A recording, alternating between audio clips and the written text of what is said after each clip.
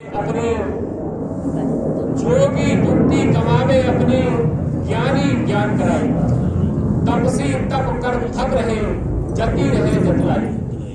महापुरुष कह रहे जोगी युक्ति, बहुत सारे योगियों ने, बहुत बड़े बड़े महात्माओं ने, ऋषियों ने बहुत जो है नियम कानून से पूजा पाठ को किया, जप तप किए, एक पैर से खड़े होकर के भी है उन्होंने जल में तपस्या की, फिर भी मन रुका नहीं, फिर भी है मोक्ष की प्राप्ति नहीं हो पाई। लोगों ने जो है आग में खड़े होकर के भी है तपस्या की, फिर भी मन रुका नहीं। और कह रहे भी है कि नंगे होकर के रहे, बहुत भूखे रहे, तीरथ व्रत किए, है पैदल चले, पैरों में छाले पड़ गए, फिर भी जो है ये मन रुका नहीं, फिर भी परमात्मा का दर्शन हुआ है। इसलिए कह रहे जो भी युक्ति कमावे अपनी ज्ञानी ज्ञान कराई। कि बहुत से बुद्धिमानों ने इन शास्त्रों को पढ़ा, इन शास्त्रों को खूब पढ़ा, बोले कि है कुरान को पढ़ेंगे तो हमें खुदा का दीदार हो जाएगा। लोग रोज कुरान पढ़ते पर एक को भी खुदा का दर्शन नहीं हुआ। ऐसे हमारे हिंदू धर्म में रोज रामायण का पाठ कराते, एक भी हिंदू भाई को परमात्मा का दर्शन न हुआ न होगा, क्योंकि वो तरीका है ही नहीं।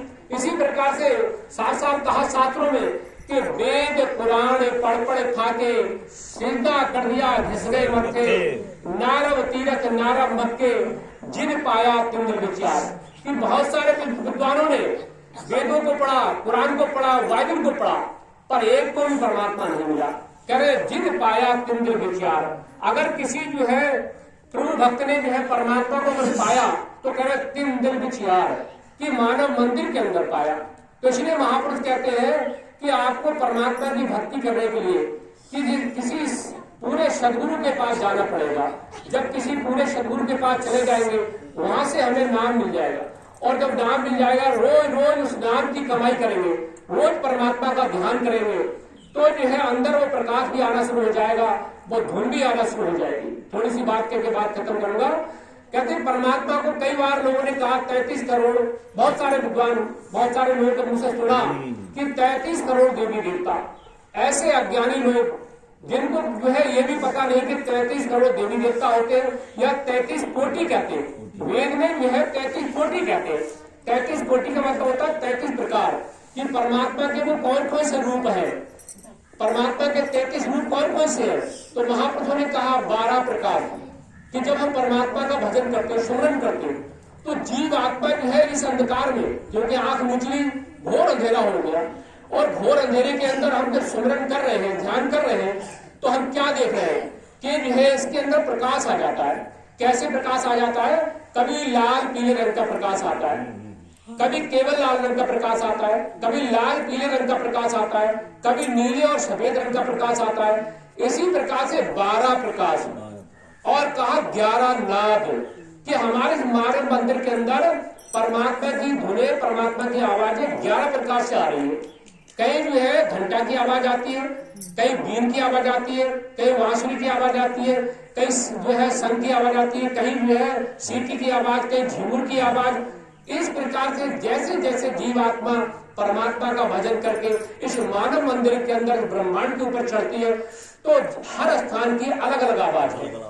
उन आवाजों को जब हम सुनना शुरू कर देते हैं तो 11 नाद, 12 प्रकाश और 8 सुर कि हमारे सामने से जो स्वरूप आता है, इस प्रकार से 8 प्रकार से हमारे अंदर स्वरूप आते हैं। तो 11 और 12 और 8 31 हुए परमात्मा के रूप, और 32वां वो संत का रूप होता है, जिसके अंदर ये 31 रूप विराजमान होते हैं। संत का 32वां स्वरूप होता है, जिसके अंदर 31 रूप विराजमान होते। 32वां 33वां परमात्मा का अपना स्वरूप होता है, जो निधि परमात्मा कहते हैं, निज स्वरूप। परमात्मा का 33वां स्वरूप जो है निज रूप होता है।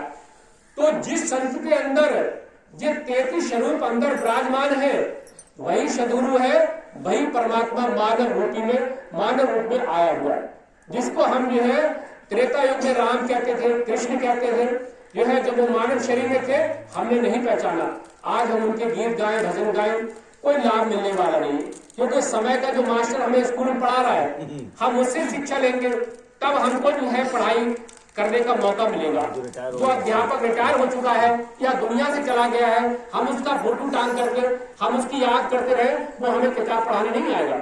इसलिए महापुरुष कह रहे हैं कि समय का सद्गुरु भी इस समय आया हुआ है, हम उससे प्रभु भक्ति का मार्ग पूछेंगे, रास्ता पूछेंगे, तब परमात्मा का भजन करने का हमें मार्ग मिलेगा। ये थोड़ी सी बात थी आपके साथ सभी भाई बहनों के बीच में रखी, बोलने में